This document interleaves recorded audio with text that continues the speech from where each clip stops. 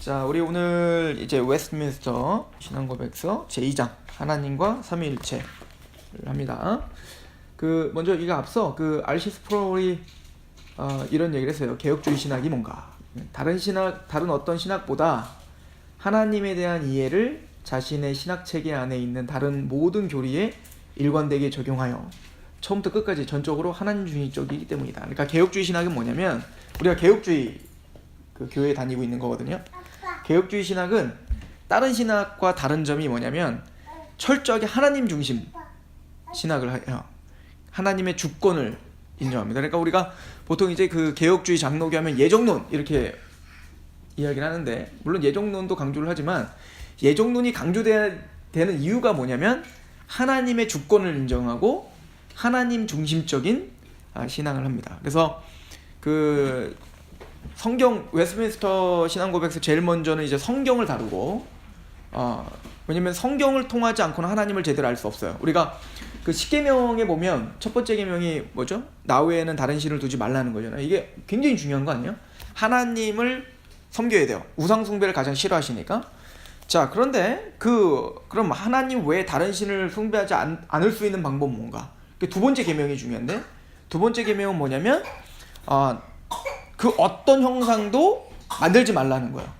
근데 거기서 어떤 형상도 만들지 말라는 건 불교의 어떤 부처를 만들어 놓고 또 무슨 정승 같은 걸 세워 놓고 이런 것만 만들지 말라는 게 아니라 자신의 어떤 생각과 자신의 감정과 그것으로 이게 뭐 표면적인 만들어짐이든 또 이면적인 것이든 내 생각으로 만드는 것이든 하나님을 자기의 멋대로 만들지 말라는 겁니다. 굉장히 중요한 교리예요. 자, 그러다 보니 우리가 중요하게 여기는 건 성경이 그래서 중요하게 여겨지는 겁니다. 왜? 하나님의 계시, 성경이 하나님의 계시임을 우리가 인정을 했죠. 하나님이 알려주신 계시에서 말씀하신 하나님만이 참 하나님이에요. 그 외에는 우상인 겁니다. 그러니까 개혁주의 신앙은 하나님의 말씀을 중요하게 여기는 이유가 뭐냐면 하나님의 말씀이 말씀한 것만이 진리가 되기 때문에. 그러니까 우리가 교회를 다니면서도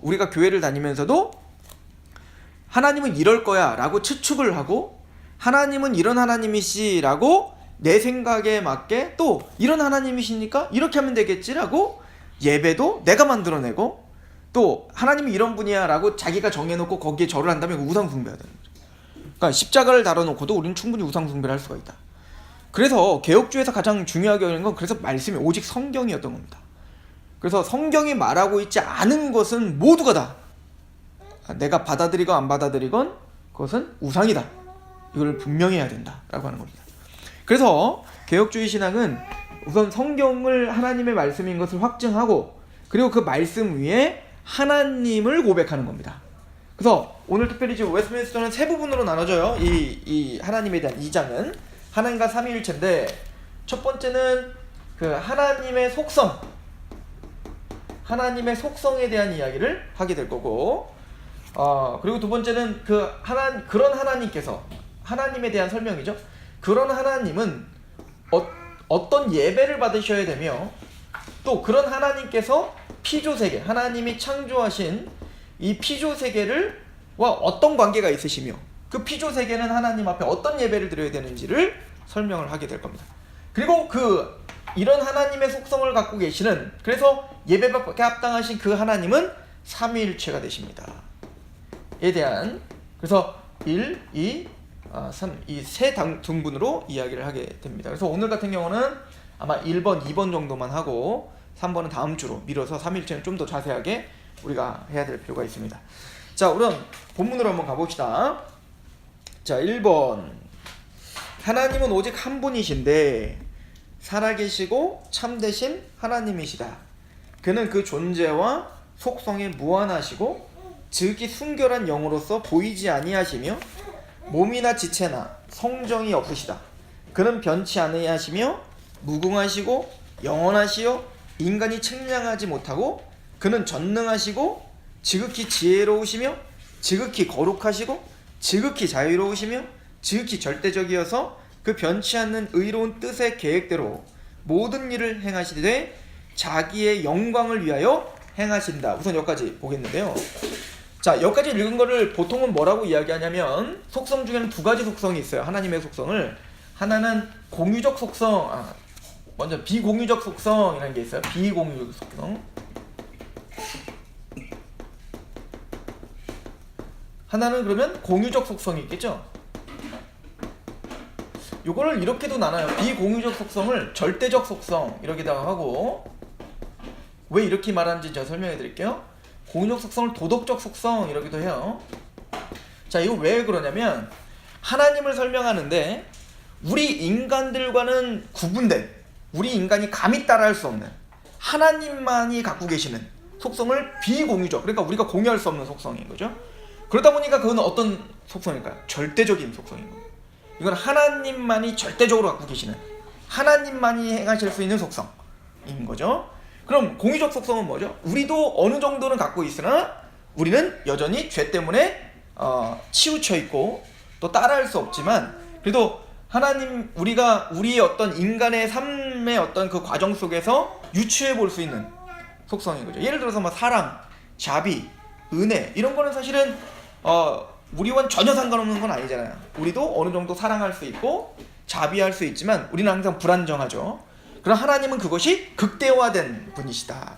그래서 이 두 가지로 우리가 나누는데, 자, 우선 비공유적 속성에 대한 이야기를 먼저 좀 해보면, 하나님은 오직 한 분이십니다. 그죠? 하나님은 여러분이 아니에요. 그래서 우리가 삼위일체라고 말할 때에도 하나님이 세 분이다 말하면 안 돼요. 그걸 이단이라고 합니다. 삼신론이라고 해요.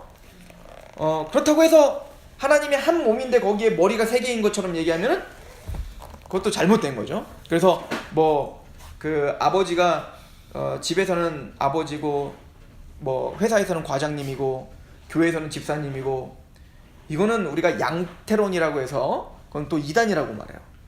그럼 도대체 삼일체를 우리가 어떻게 설명해야 되냐? 설명을 하지 말아야 됩니다. 우리 설명할 수 없다가 결론이에요. 자, 이 삼일체에 대한 거는 우리가 다음 주에 더 자세하게 그럼 하게 될 것이고, 자, 하나님은 우선 한 분이십니다. 그죠? 그래서 나 외에는 다른 신이 없다라고 분명히 이야기합니다. 신명기에 보면 오직 여호와는 한 분이시다라고 표현을 하기 때문에 하나님은 한 분이십니다. 그러니까 신이라는 것은 한 분밖에 없는 거예요. 그 나머지는 신이 아니에요. 다들 그 뭐 천사나 사탄일 뿐입니다. 그죠? 자, 그래서 그분은 살아계시고 참되십니다. 이건 굉장히 중요한데, 그 하나님은 살아계시고 당연히 살아계시고 당연히 참되시겠죠. 그 우리가 이제 그 과학이 발달하면서 신학 체계를, 이제 하나님은 왠지 계실 것 같은데 하나님을 소개하는 여러 가지 방법들 중에 하나가 이제 이신론이라는 게 있는데, 이 이신론자들은 어떻게 이야기하냐면 꼭 시계공처럼 하나님을 설명을 해요. 그러니까 시계공이 시계를 만들어 놓고, 만들긴 만들었죠. 근데 만들어 놓고 그거를 뭐 계속 태엽을 자기가 막 계속 간섭해서 돌릴 필요가 없잖아요. 없어도 되는 거예요. 그러니까 시계만 만들어 놓고 퇴장하면 되는 거거든요. 그런데 그렇게 하나님을 믿었던 사람들이 많아요. 지금도 그렇게 믿고 있는 사람 많아요. 그러니까 창조는 하나님, 신적인 누군가가 했는데 하나님은 만들어 놓고 팔짱 끼고 이제 완전히 빠져나갔다 이거예요. 그런데 우리가 믿는 하나님은 그런 분이 아니에요. 그 하나님은 한 분이신데 지금도 살아계세요. 이거는 그 모세에게 하나님을 드러내실 때 뭐라고 하냐면, 나는 스스로 있는 자다.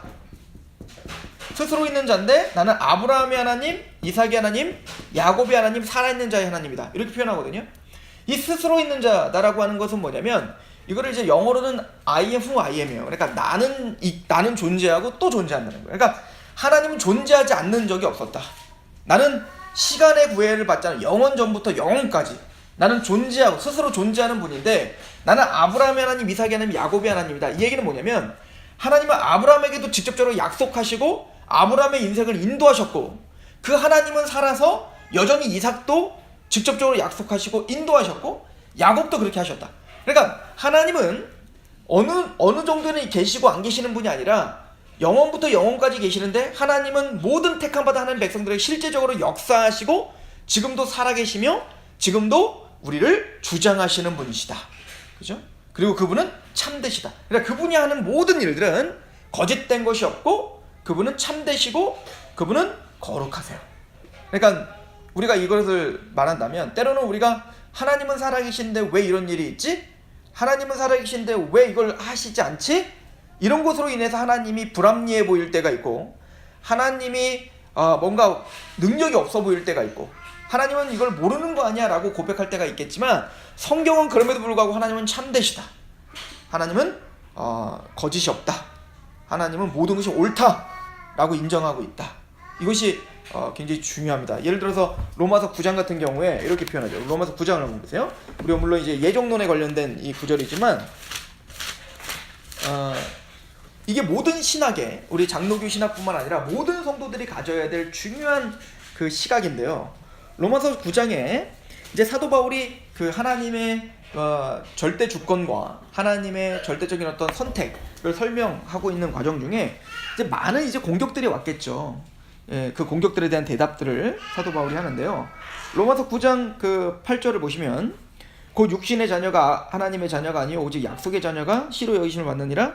약속의 말씀은 이것이니 명령이 이때에 내가 이르리니 사라에게서 아들이 있으리라 하심이라. 그뿐 아니라 또한 리브가가 우리 조상 이삭 한 사람으로 말미암아 임신하였는데 그 자식들이 아직 나지도 아니하고 무슨 선이나 악을 행하지도 아니한 때 택하심을 따라되는 하나님의 뜻이 행위로 말미암지 않고 오직 부르시는 이로, 그러니까 하나님의 절대 주권 가운데 있다는 거예요. 사람의 잘하고 못하고의 문제가 아니라 하나님의 절대적인 주권 가운데 누구는 선택하고 누구는 선택하지 않았다, 이걸 설명하고 있거든요. 12절에 리브가에게 이르시되 큰 자가 어린 자를 섬기리라. 그러니까 너의 뱃속에 쌍둥이가 있는데 그 하나님은 야곱을 선택했다, 이걸 설명하죠. 13절 기록된 바 내가 야곱은 사랑하고 에서는 미워했다 하신과 같으니라. 이렇게 말하니까 어떤 의문점이 생기죠? 하나님은 불합리합니다. 하나님은 불공평합니다. 어떻게 아무것도 행하지도 않았는데 하나님은 야곱은 사랑하고 에서는 미워하냐고요. 그거는 우리의 이치에 맞지 않습니다 라는 질문들이 올 거 아니에요. 그때 바울의 대답은 이랬어요. 14절에 그런즉 우리가 무슨 말을 하리요? 하나님께 불의가 있느냐?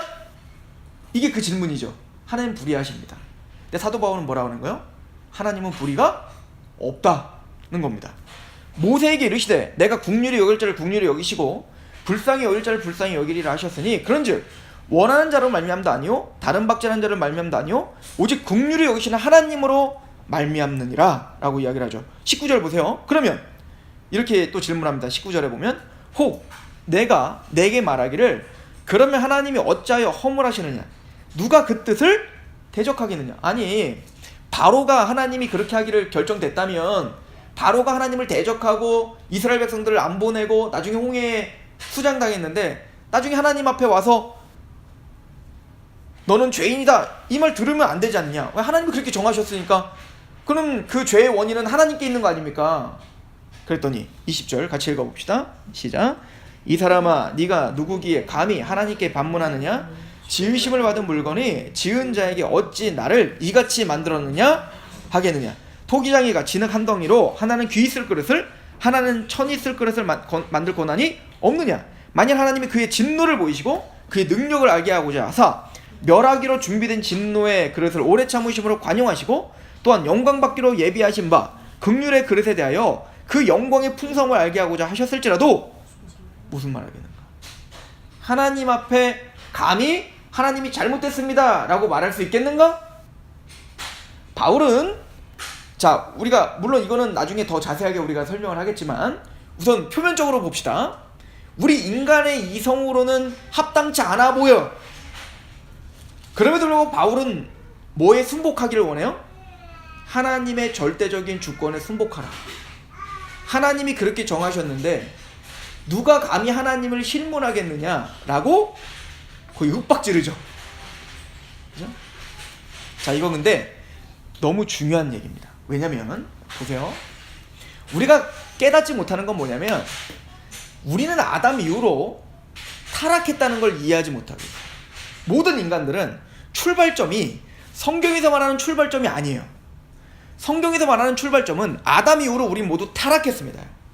우리의 지식이 마비가 되었고 우리의 감정이 이미 치우쳐 있고 우리의 의지는 이미 죄된 의지로 타락해 있단 말이에요. 자, 아담은 타락하기 전인데도 불구하고 뱀과 사단에 의해서 유혹을 당하니까 이미 유혹에 치우쳤다고요. 하나님은 선악과를 먹지 마, 먹으면 정령 죽어 라고 이야기를 했는데, 아담은 이미 뱀에 의해서 유혹당하니까 그 먹지 말라고 했던 그 선악과가 먹음직스럽고 보암직하게 보이기 시작했다고요. 그리고는 아담은 어떻게 했죠? 선악과를 따먹었단 말입니다. 그 얘기는 뭐냐면, 하나님은 분명하게 선악과를 먹지 마라, 먹으면 네가 죽고 그것은 네가 파멸로 가는 길이야 라고 분명히 알려줬지만, 죄된 치우쳐버린 인간들은 선악과를 먹지 않는 것이 꼭 하나님이 나의 기쁨과 나의 하나님처럼 될 수 있는 그런 어떤 내가 발전하고 내가 더 유익한 것을 파괴하는 하나님을 뭔가 못된 하나님으로 보여지게 만들었어요. 그러니까 선악과를 먹었을 때 이미 그는 어떻게 한 거죠? 선악의 판단 기준이 하나님께 있는 것이 아니라 누구에게 있다라고 지금 주장하는 거예요. 나에게 있다라고 주장하는 게 선악과를 먹은 거예요. 근데 우리는 선악과 따먹은 것은 충분히 하나님이 야, 선악과 따먹은 거 아담이 잘못한 거지 라고 우리는 쉽게 이야기를 하지만, 우리가 아담의 입장이 돼버리면 우리는 아담처럼 얘기했을 거라고요. 그게 훨씬 더 보암직하고 그게 훨씬 더 먹음직하고 그걸 먹으면 우리가 하나님처럼 될 수 있는데, 하나님이 그걸 막고 있고 하나님은 불의하고 하나님은 뭔가 이치에 어긋난다고 아담은 판단했던 거라고요. 자, 이 이야기는 우리가 지금 보기에 예를 들어 어떤 상황 속에서 불합리해 보이고 그것이 뭔가 불의해 보여서 하나님은 틀렸습니다라고 우리의 감정이 그렇게 말을 한다고요. 우리는 그렇게 말 안 하는데, 아니요. 우리는 뭔가 하나님이 정해놓으신 그것에 어긋나서 내가 뭔가 불이익을 당하면 하나님은 잘못됐습니다라고 우리 감정이 말해요. 상해버리고 화가 나고 원망하잖아요. 근데 바울은 그걸 말하는 겁니다. 뭐 예정론이 맞다 안 맞다는 나중에 우리가 따지고, 지금 바울이 말하는 건 뭐냐면, 네가 바라보고 있는 이치 옳다라고 하는 거, 또 네가 감정이 옳다라고 지금 적극적으로 동의하고 있는 거, 그게 진리가 아니다라고 하는 걸 인정할 수 있는가. 내가 보기엔 그게 불합리해 보이고 그것이 합당치 않아 보일지라도 그럼에도 불구하고 하나님은 참되십니다. 그것이 불합리해 보이는 이유는 내가 지혜가 없고 내가 지금 여전히 이 지식이 죄로 말미암아 마비되었기 때문에 이게 불합리해 보이는 것뿐이지, 우리가 만약에 진짜 이 지식이 다시 새롭게 되고 하나님을 대면했을 때에는 이것이 얼마나 합당한 일이며 얼마나 합리적인 일인지를 고백할 수밖에 없을 겁니다 라고 순복할 수 있는가. 이게 개혁주의가 제일 먼저 물어보고 있는 겁니다. 네가 정말 하나님의 말씀을 진리로 믿고 있는가? 우리가 웨스트민스터 1번에 그 성경에 대해서 배운 거잖아요. 그럼 성경이 정말 진리로 믿고 있는가? 그러면 그 하나님이 참되시다고 믿고 있는가? 이 성경을 기록하신 그 하나님이, 천지를 창조하신 그 하나님이 참되시다고 믿고 있는가? 우선 그걸 고백하기를 원하는 겁니다. 예, 하나님은 참되십니다. 그러면 우리의 상황도 그게 적용됐을 때 그럼에도 불구하고 하나님은 참되시다고 인정할 수 있겠는가? 이게 개혁주의의 가장 큰 싸움인 겁니다. 어찌 보면 신앙의 가장 큰 싸움이기도 합니다. 그런데 우리는 이렇게 고백합니다.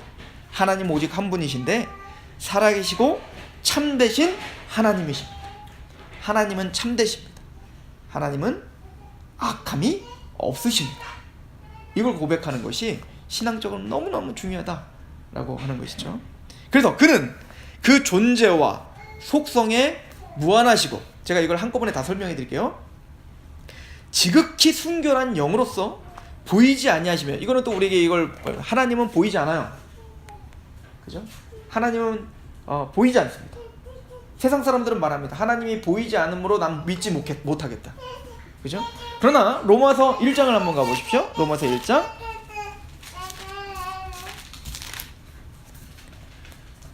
로마서 1장 18절은 이렇게 말을 하죠. 하나님의 진노가 불의로 진리를 막는 사람들의 모든 경건하지 않음과 불의에 대하여 하늘로부터 나타나나니 이는 하나님을 알만한 것이 그들 속에 보임이라. 하나님께서 이를 그들에게 보이셨느니라. 창세로부터 그의 보이지 아니하는 것들, 맞아요, 하나님 보이지 않습니다. 그죠? 보이지 아니하는 것들, 곧 그의 영원하신 능력과 신성이, 그러나 보이지 않는 그 하나님은 그렇다고 해서 우리가 못 보는 건 아니에요. 그 하나님 볼 수 있어요. 얼만큼? 그가 만드신 만물에 분명히 보여 알려졌나니 그러므로 그들이 핑계하지 못한다.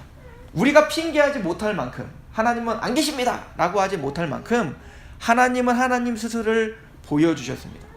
근데 우리가 못 보는 이유는 뭐죠?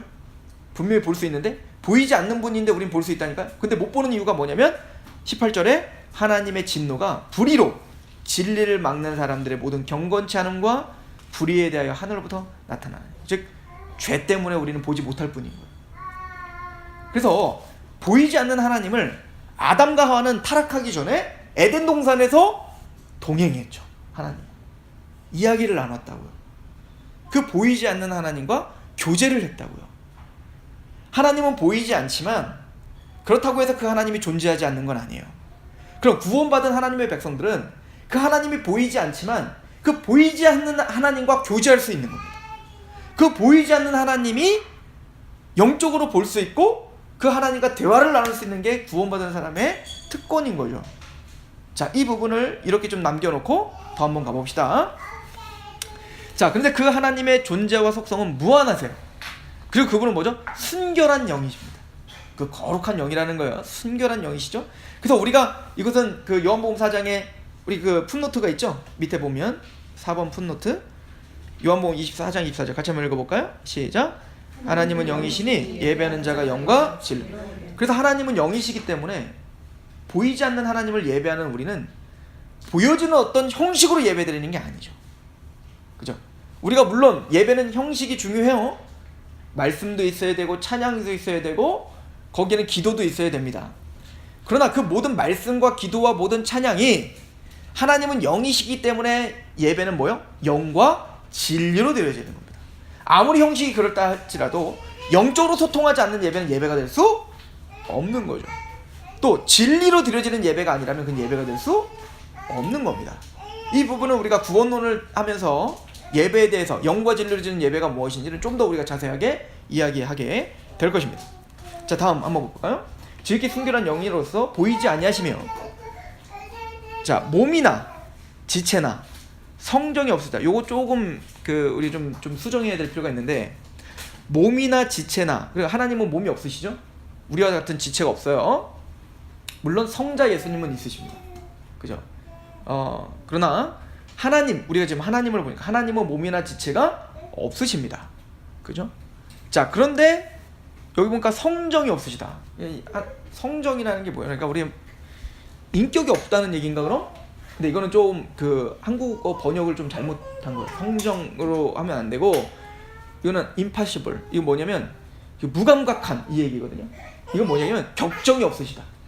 그러니까 우리는 금방 흥분하고 막 어떤 일이 있으면 막 거기에 막 낙심하고, 근데 하나님은 그런 게 없으시다는 뜻입니다. 그러니까 하나님은 항상 평정심을 유지하신다. 이렇게 보는 게 맞습니다.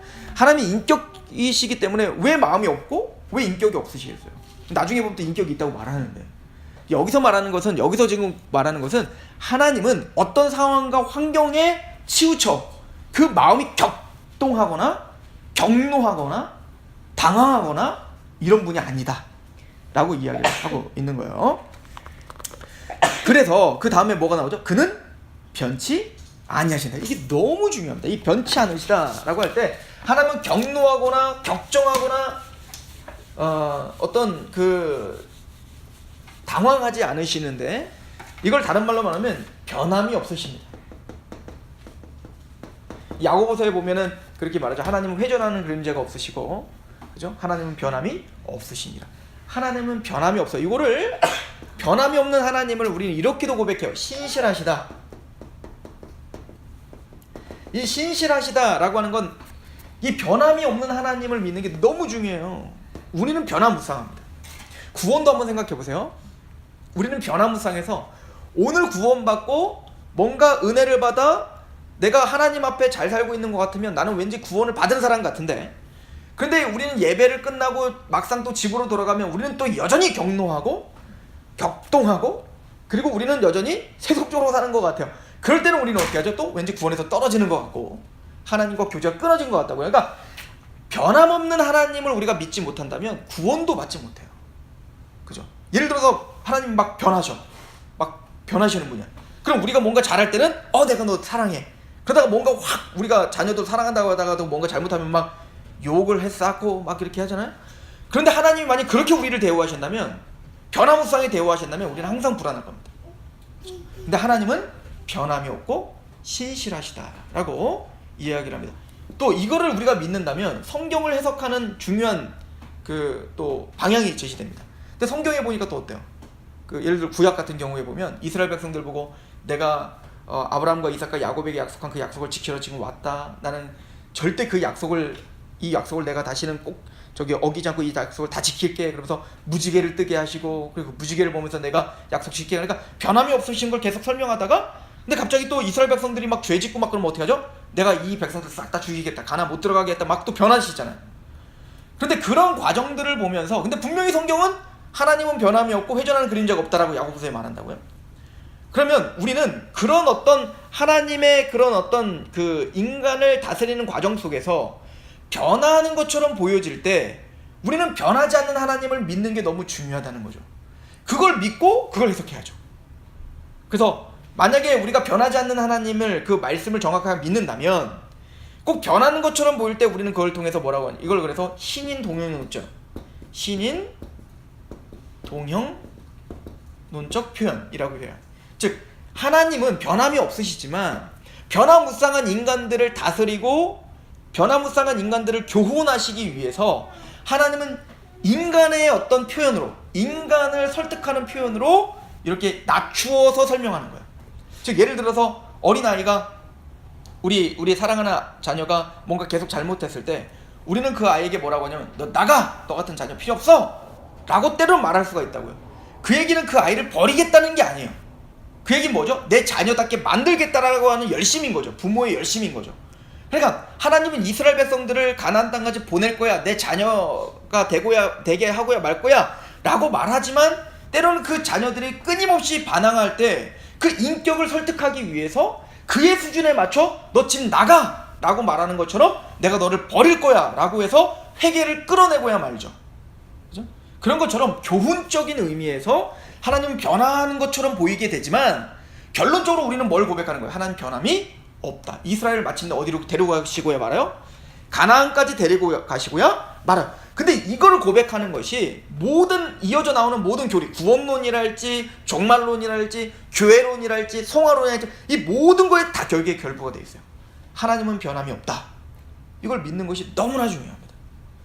내가 때로는 실수하고 내가 넘어지더라도 하나님 합력하여 선을 이루어 미리 아신 자를 미리 정하시고 미리 정하신 자를 부르신 자를 의롭다 하시고 의롭다 하신 자를 영화롭게까지 하신다는, 그래서 그 아들의 형상을 본받게 하시는 그 구원의 완성을 반드시 주시고자 하는 그 하나님의 뜻은 변함이 없고, 그래서 우리는 구원에 떨어질 수 없고, 그래서 우리는 구원의 확신이 있는 것이고, 그래서 우리는 안정감 있게 또 소망을 갖고 하나님께 또 담대하게 주님께 나갈 수 있는 그 근거가 하나님은 변함이 없다 라고 하는 걸 믿는 거예요.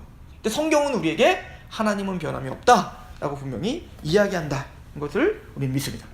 그래서 그는 변치 아니하시며 무궁하시며 영원하시요 인간이 측량을 할 수 없어요. 이것은 참 감사한 일인 거예요. 여러분들, 저는 구원을 생각할 때에도요, 진짜 내가 예수님을 닮을까? 내가 정말 예수님처럼 변화될 수 있을까? 때로는 내 자신을 바라볼 때도 그런 회의가 느껴진다고요. 그런데 주님은 뭐라고 하는 거예요? 너를 반드시 영화롭게까지 하겠다. 그 하나님은 변함이 없으시고 무궁하시고 영원하시고 우리가 측량할 수 없어요.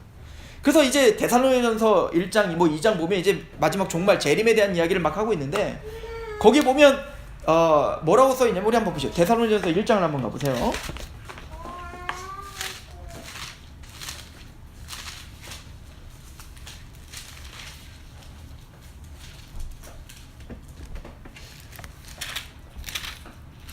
데살로니가 후서를 가봅시다. 데살로니가 후서 1장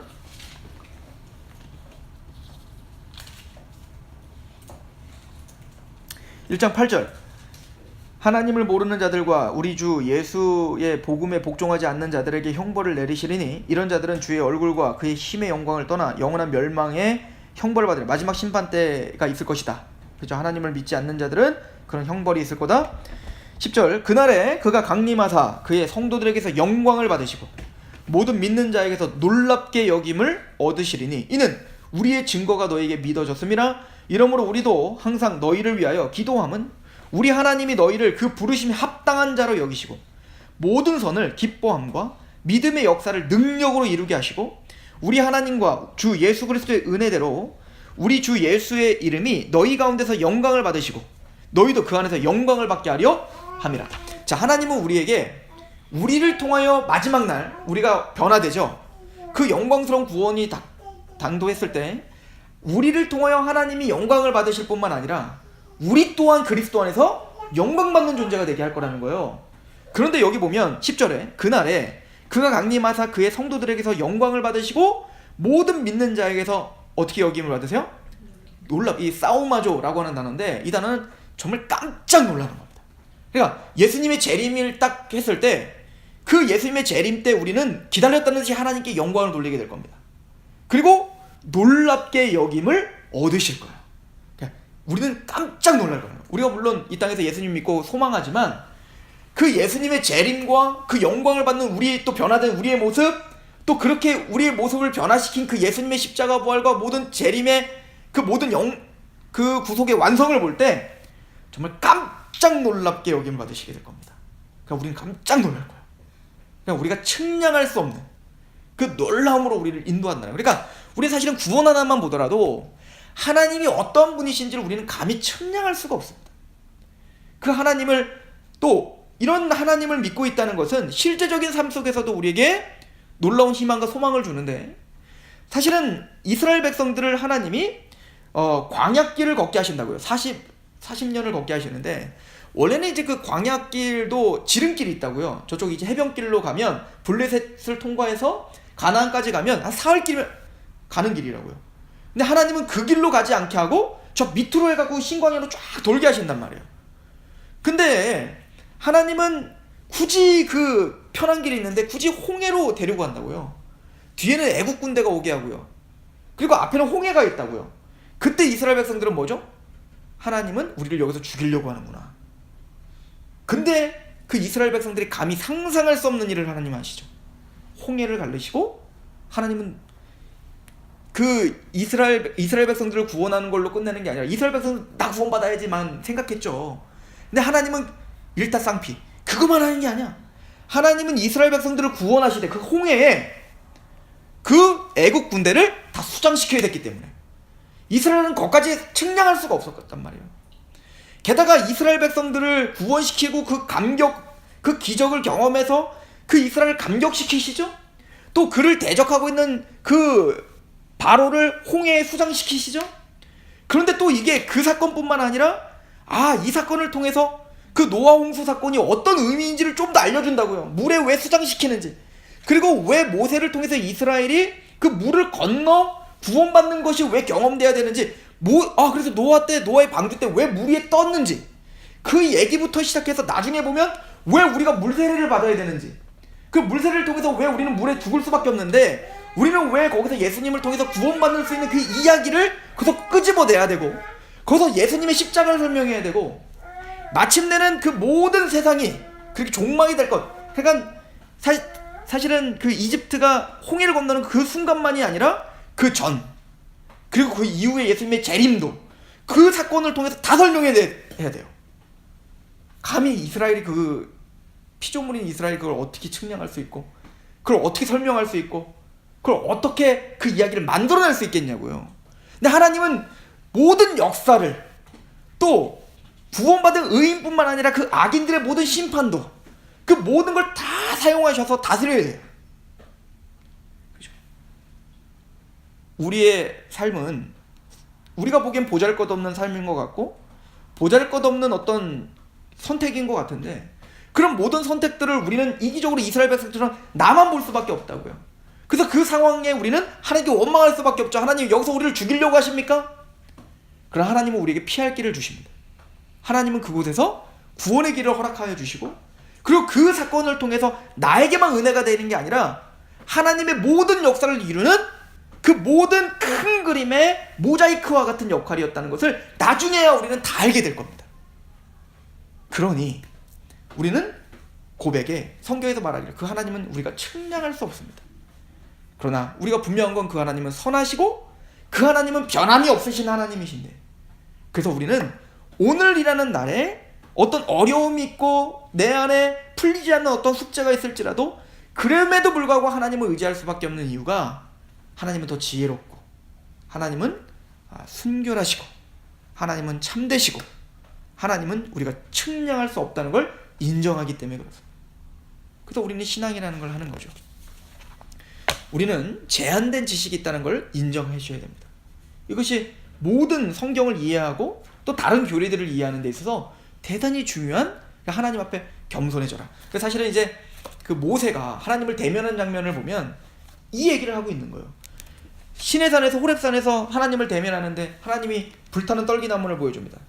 근데 그 신기한 건 불이 활활 타는데 그 안에 떨기나무는 멀쩡한 거예요. 그러니까 모세는 자기가 측량할 수 없는 일이 벌어지고 있는 거거든요. 그러니까 모세는 그거에 대한 뭐가 생기죠? 호기심이 생긴 거예요. 도대체 이게 무슨 일이지? 호기심이 생겨 호기심으로 하나님 앞에 접근합니다. 하나님은 그곳에서 모세에게 뭐라고 하죠? 내 신을 벗어라. 이곳은 거룩한 곳이다. 호기심으로 오지 말라는 겁니다. 경외심으로 서 있으라는 겁니다. 너의 자아, 너의 생각, 너의 감정, 네가 그 신을 신고 걸어다녔던 모든 삶을 내려놔라. 너의 모든 경험을 내려놔라. 너의 모든 판단을 내려놔라. 그것은 맨발로 하나님 앞에 서 있어야 된다. 그죠? 하나님은, 하나님 앞에 선다는 건 측량할 수 없는 하나님을 인정하고 그 앞에 겸허히 서 있는 거. 이게 신앙이라고 성경은 우리에게 가르쳐주고 있는 겁니다. 그리고 웨스트민스터는 그 하나님을 먼저 고백하고 있는 것이죠. 그래서 그분은 무궁하시고 영원하시오 인간이 측량하지 못하는 것을 고백하는 겁니다. 그리고 말합니다. 그는 전능하시고 지극히 지혜로우시며, 그러니까 측량할 수 없다는 건 이거에 다 담겨 있는 겁니다. 그분은 전능하시고 지혜로우시고 지극히 거룩하시고 지극히 자유로우시고 지극히 절대적이시어서 그 변치 않는 의로운 뜻의 계획대로 모든 일들을 행하시되 자기의 영광을 위하여 행한다. 이게 중요한 말입니다. 이게 우리 개혁주의 장로교의 아주 중요한 거예요. 하나님의 영광을 위해서. 하나님은 지혜롭고 지극히 능력이 많고 변치 않고 의로우신 그 하나님의 뜻을 정하면 변함이 없이 행하시고, 그 모든 목적지는 어디라고요? 하나님의 영광을 위함입니다. 사실은 이스라엘 백성들의 그 모든 삶은 이 하나님을 알게 하는 데 목적이 있습니다. 왜 이스라엘 백성들을 굳이 홍해로 끌고 가야 됩니까? 왜 이스라엘 백성들을 굳이 광야로 몰고 가야 되죠?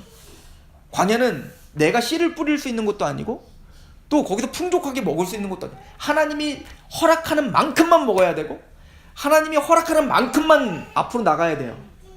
하나님의 불기둥과 구름기둥이 없으면 살 수가 없어요. 그런데 왜 하나님은 굳이 광야의 길로 걷게 하시죠? 그 광야길을 걸으며 하나님만이 능력이 있고 하나님만이 우리의 지혜고 하나님만이 영광받게 합당하십니다를 고백해 내야 하는 거예요. 이것을 위해서 광야길을 걷게 하십니다.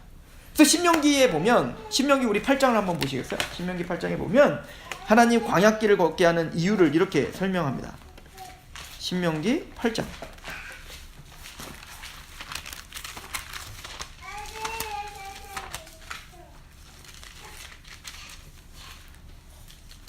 8장 2절, 내 하나님 여호와께서 이 40년 동안에 내게 광야길을 걷게 하신 것을 기억하라. 이는 너를 낮추시며 너를 시험하사 내 마음이 어떠한지 그 명령을 지키는지 지키지 않는지 알려 함이라.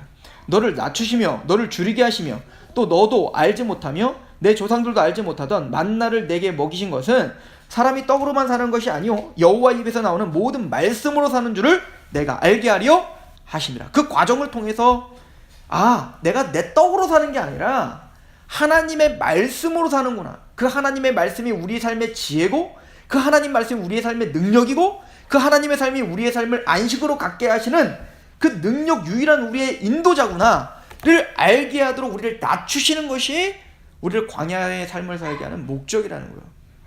그리고 신약은 우리 보고 광야 교회를 산다라고 표현합니다.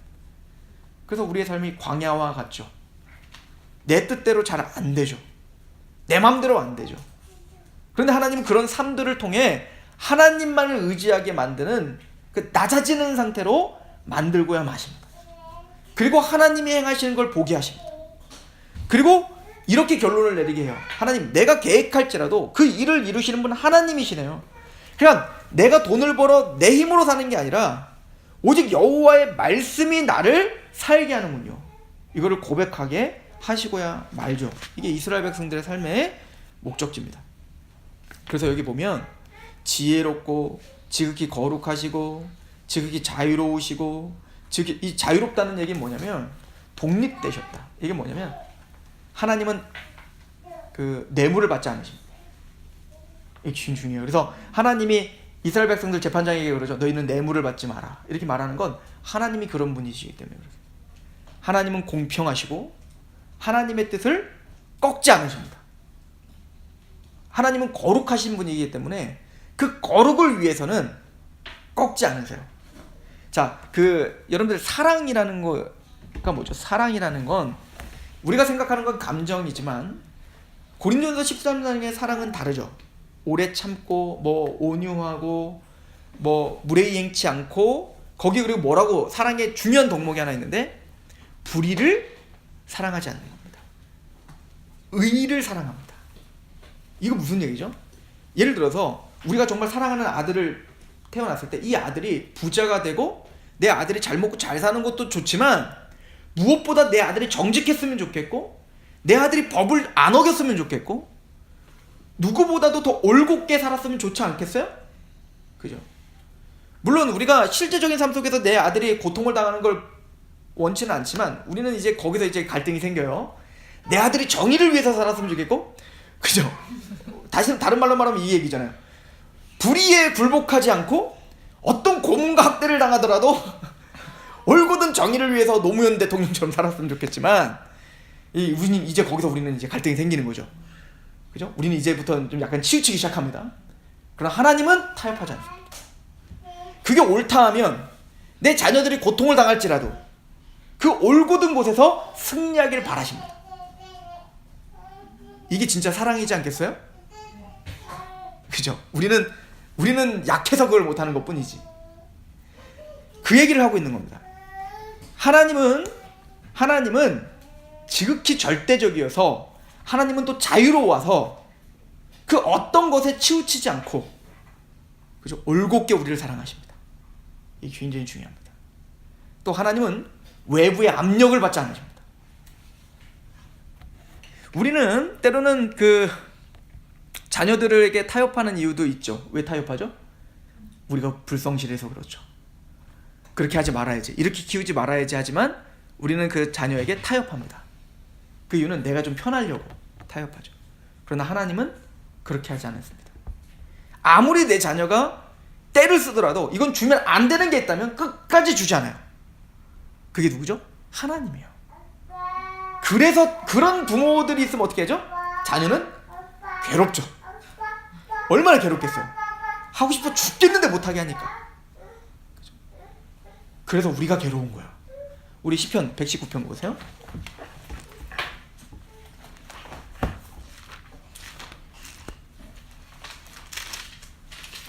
시편 119편입니다.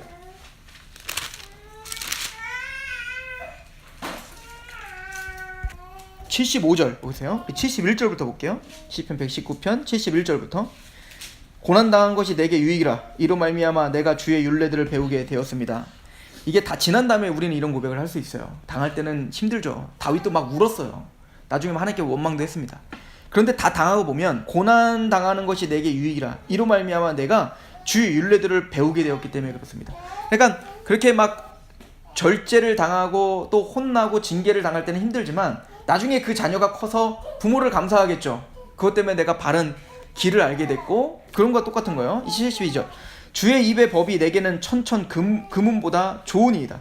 주의 손이 나를 만들고 세우셨사오니 내가 깨달아 주의 계명을 배우게 하소서. 하나님이 나를 이렇게 만들었습니다. 하나님의 계명을 옳다 여기는.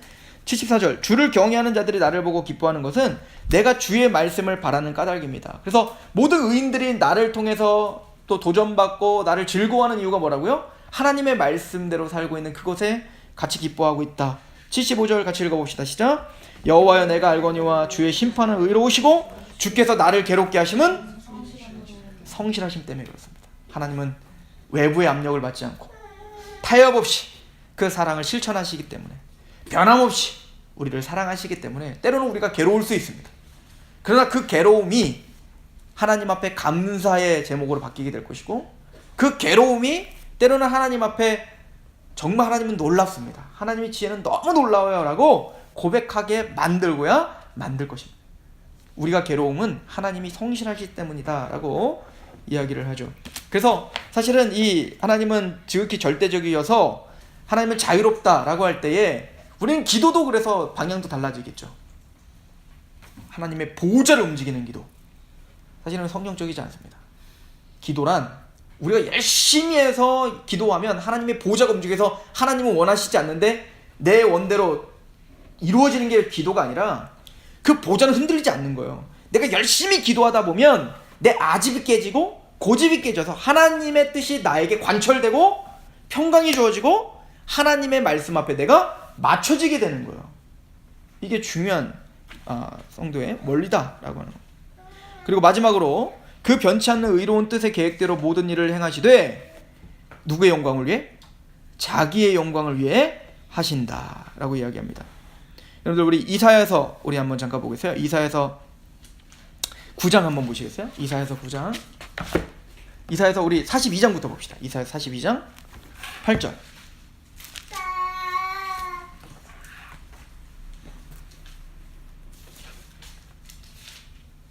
나는 여호와이니 이는 내 이름이라. 나는 내 영광을 다른 자에게 내 찬송을 우상에게 주지 아니하리라.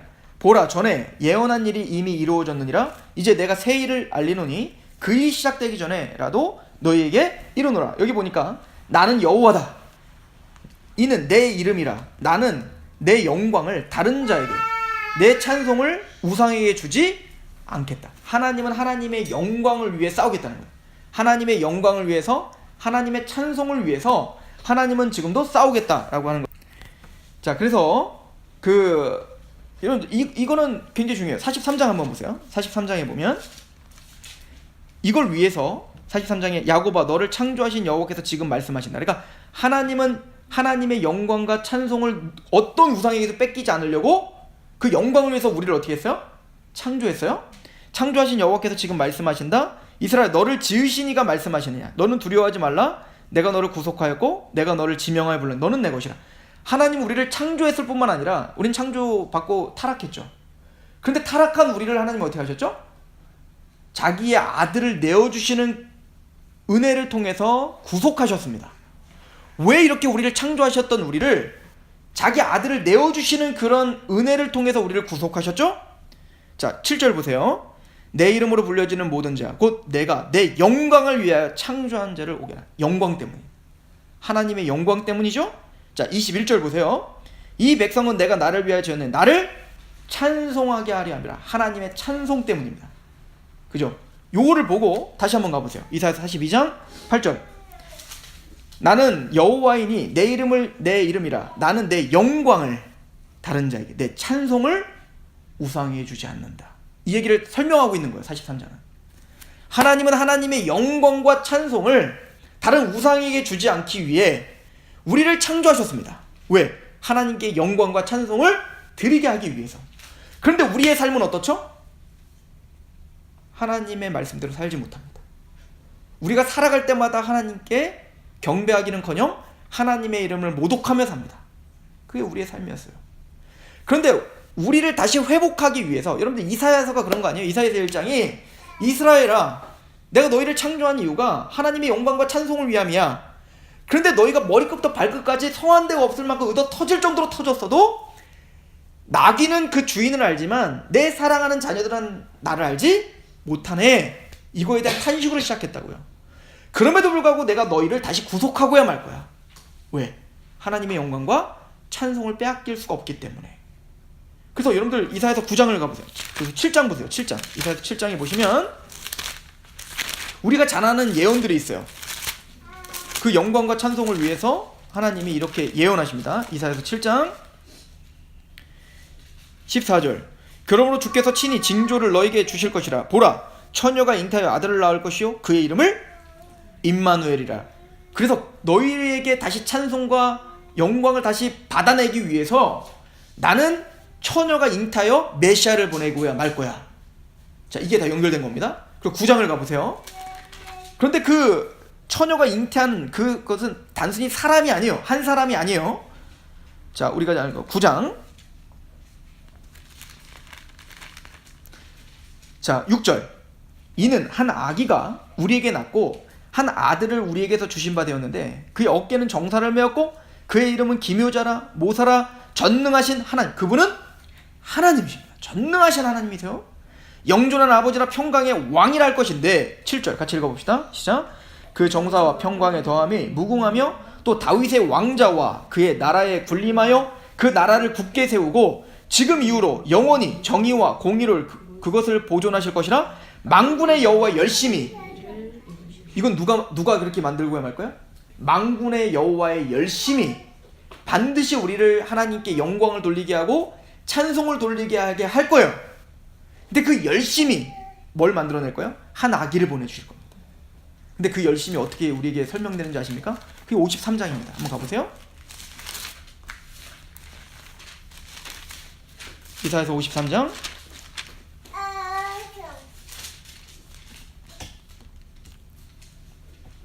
4절. 그는 실로 우리의 질고를 지고 그 아까 이 처녀가 잉태한 그 한 아기로, 그분은 하나님이시죠? 예수님을 말합니다. 그는 실로 우리의 질고를 지우고 우리의 슬픔을 당하였거든 우리는 생각하기를 그는 징벌을 받아 하나님께 맞으며 고난을 당한다 하였노라. 그가 찔림은 우리의 허물 때문이요 그가 상함은 우리의 죄악 때문이라. 그가 징계를 받음으로 우리는 평화를 누리고 그가 채찍에 맞음으로 우리는 나음을 받았도다. 우리는 다 양 같아서 그릇 행하여 각기 제 길로 갔거늘 여호와께서는 우리 모두의 죄악을 그에게 담당시키셨도다 라고 이야기를 합니다. 그리고는 이렇게 말해요. 우리 10절 같이 한번 읽어볼까요? 시작. 여호와께서 그에게 상함을 받게 하시기를 원하사 질거를 당하게 하셨은즉 그의 영혼을 속건제물로 드리기에 이르면 그가 씨를 보게 되며 그의 날은 길 것이며 또 그의 손으로 여호와께서 기뻐하시는 뜻을 그 예수 그리스도의 손으로, 그 예수 그리스도의 그 희생으로, 그 예수 그리스도의 죽음으로 하나님의 그 뜻을 이루고야 말아요. 그런데 그 예수님이 우리를 위해서 질고를 당하시고 십자가에 죽게 하시는 거 10절을 보니까 여호와께서 그에게 상함을 받게 하시기를 원하사. 이걸 직역하면 기뻐하사요. 자기 하나밖에 없는 아들을 죽이기는 그 열심을 부리면서까지 우리를 하나님께 영광을 돌리게 할 것이며 찬송, 이것만큼 정확한 열심에 대한 설명은 없습니다. 내 사랑하는 하나밖에 없는 아들을 죽이는 열심을 부려서까지도 마침내 하나님의 영광을 위해 찬송을 부르는 인생을 살게끔 우리를 만드시겠다는 거예요. 이 목적을 하나님은 한 번도 포기한 적이 없으십니다.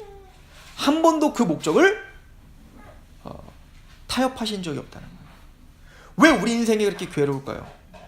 마침내 하나님께 영광을 돌리고 마침내 하나님께 찬송을 돌리게 하는 그 목적지를 포기하신 적이 없기 때문에. 자기 아들을 죽이기까지 하는데 그 무엇과 타협하겠습니까?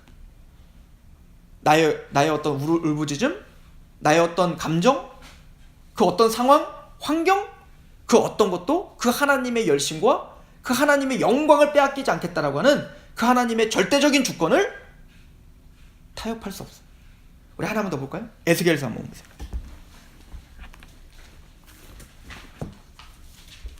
에스겔서 36장입니다. 여기서 에스겔 36장은 우리 거듭남을 설명하는 거예요. 맑은 모를 뿌려 우리에게 정결하게 하고 그 우상을 제거하시며 우리에게 새로운 영을 부어주시고 새 마음을 주셔서 부드러운 마음을 주셔서 하나님을 믿게 하시고 거기에 하나님의 영을 부어 하나님의 율례를 따르게 하리라. 우리 거듭남, 물과 성령으로 거듭난다는 걸 설명해요. 왜 하나님은 우리에게 그렇게 거듭나게 하시려고 하는 거죠? 왜 하나님은 우리를 이렇게 구원시키려고 하는 거죠? 그 이유가 여기에 담겨 있죠. 에스겔 36장 20절 보세요. 그들이 이른바 그 여러 나라에서 내 거룩한 이름이 그들로 말미암아 더러워졌나니 곧 사람들이 그들을 가리켜 이르기를 이들은 여호와의 백성이라도 여호와의 땅에서 떠난 자들이라 하였습니다. 여러분들 우리 생각해보세요. 우리가 걷는 그 걸음과 우리의 모든 행위들을 통해서 하나님께 영광이 되기보다는 하나님의 이름을 모독하며 산다고요. 이게 죄인들이라고요. 21절. 그러나 이스라엘 족속들이 들어간 그 여러 나라에서 더럽힌 내 거룩한 이름을 내가 아꼈노라. 하나님은 우리가 더럽히며 인간들의 타락으로 더럽혀진 그 하나님의 이름을 아꼈다고요. 하나님의 이름은 그렇게 모독당해야 될 이름이 아니거든요. 하나님의 그 거룩하신 이름은 함부로 그렇게 이름이 불려지거나 그렇게 모독당하고 조롱당하면 안 되거든요. 22절 그러므로 너는 이스라엘 족속에게 이르기를 주 여호와께서 이같이 말씀하시기를 이스라엘 족속아 내가 이렇게 행함은 너희를 위함이 아니요 너희가 들어간 그 여러 나라에서 더럽힌 나의 거룩한 이름을 위함이라. 왜 우리가 구원받았습니까? 왜 하나님은 우리를 도와주셔야 됩니까? 왜 하나님이 우리의 기도를 오늘도 들어야 됩니까? 우리가 사는 이유가 무엇입니까? 성경은 타협하지 않습니다. 우리 때문에 더럽혀진 그 여호와의 이름이 다시 거룩히 여김을 받으셔야 되기 때문에, 그래서 우리는 구원받은 거고, 그래서 우리는 우리의 삶을 하나님께 내어드리며 살아야 되며, 그래서 우리는 그 하나님의 말씀 앞에 굴복해야 되는 거예요. 하늘에 계신 우리 아버지, 이름이 거룩히 여김을 받으시오며 나라가 임하옵시며 뜻이 하늘에서 이루어진 것처럼 땅에서도 이루어지리이다. 왜 우리의 뜻이 이루어지면 안 되죠? 왜 하나님의 뜻이 이루어져야 됩니까? 왜 내가 괴롭지만 그 괴로움을 통해서 그럼에도 불구하고 하나님은 타협하지 마소서, 그럼에도 불구하고 하나님의 일을 해 주시옵소서. 왜 그래야 되죠? 우리의 창조 목적이 여기 있고 구원받은 목적이 여기 있으며 우리가 오늘 성경 공부를 하는 목적도 여기 있고 모든 전 우주와 역사가 지금 진행하는 그 모든 목적지도 여기 있기 때문입니다. 하나님의 절대 주권을 인정합니다. 하나님의 절대적인 지혜와 능력을 우리 인정합니다. 그 모든 능력과 지혜는 예수 그리스도를 내어주시는 그 열심을 통해서 그 하나님이 그 어떤 것도 타협하지 않겠다라고 하는 그 명명백백한 그 결정과 그 주권을 우리에게 보여주셨습니다. 그래서 우리는 그 앞에 고백합니다. 하나님은 그 어떤 것에서 치우치지 않으시고 하나님은 거룩하시며 하나님 변치 아니하시며 모든 일을 자기의 영광을 위해 행하십니다. 우리는 그 하나님의 거룩하심 앞에 압도당합니다. 그것이 개혁주의자들이고 장로교인들이며 그것이 참된 복음을 갖고 있는 하나님의 백성들의 고백이어야 된다라고 우리는 이렇게 신앙 고백을 하고 있습니다.